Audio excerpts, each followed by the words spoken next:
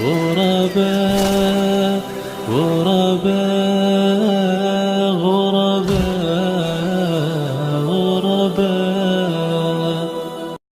میرے بھائی ہارون الرشید بہت بڑا بادشاہ، ایک دن ایک اس کے دوست نے اس کو ایک نصیحت کہا، بادشاہ تم بڑے ہو لیکن یاد رکھنا 8 دنوں کے بعد ایک دن علماء کی مجلس میں بیٹھ جایا کرو، تیری بادشاہی کو کوئی ہاتھ نہیں لگائے۔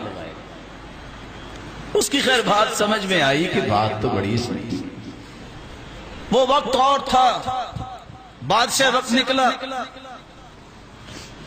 اپنی اس بات کو پورا کرنے کے لیے دور سے ایک نیک آدمی نے دیکھا کہ بادشاہ میری کٹیا کی طرف آ رہا ہے۔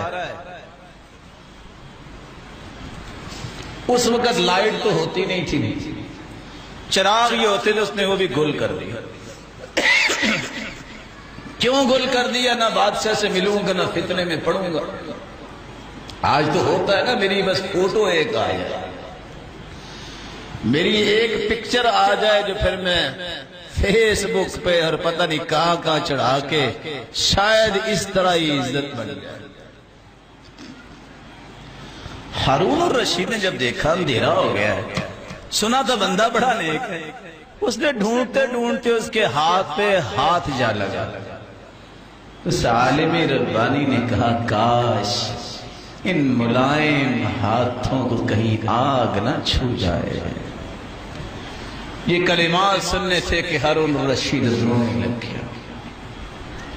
پھر اس نے معمول بنا لیا، امام مالک رحمت اللہ علیہ درس دیا کرتے تھے، انہوں نے آ جانا مسجد میں، ہماری ساتھ ہے، چیئر رکھی، 2 منٹ چیئر پہ بیٹھے بادشاہ تھے۔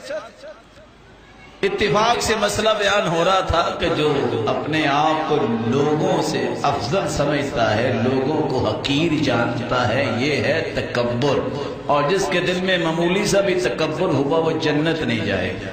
آرام سے کرسی پیچھے کر دی، نیچے بیٹھے۔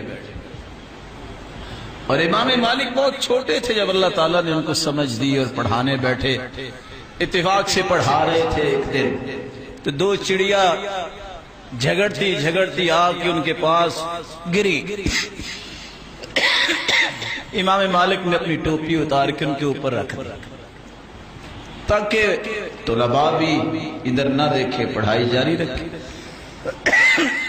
کوئی بیٹھا ہوتا وہاں، وہ کہتا ہے الصبی صبیا ولو کان نبیا، اس کو استاد مانے بیٹھے، بچہ بچہ ہی ہوتا ہے خواہ نبی بنے۔ امام مالک نے کوئی جواب نہیں دیا، آرام سے ٹوپی اٹھائی، دوبارہ اپنے سر پہ رکھی، چڑیا اڑ گئی، اور ساتھ یہ کہا النبی نبی ولو کان صبیا، نبی نبی ہوتا ہے بس اوقات بچپن میں نبی ہوتا ہے، جیسے حضرت عیسیٰ نے کہا تھا کہ اللہ نے مجھے نبی بنایا۔ پھر یہ ہارون الرشید کہا کرتے تھے جب تک میں رات کو اللہ کے سامنے کھڑا ہو کے رکھتے نہیں پڑھتا مجھے نیند نہیں آتی۔ اور بعض نے تو یہ نقل کیا کہ وہ کہتے تھے میں جب تک سحور رکھتے نہیں پڑھ لیتا مجھے نیند نہیں آتی۔ اس لیے استقامت کا سب سے پیارا راستہ یہ ہے نیک لوگوں کی مجلس اور قرآن مجید کا ترجمہ۔ اس سے پہلے جس کو یہ 2 چیزیں نصیب ہو جائے کبھی سیدھی راہ سے بھٹکتا نہیں۔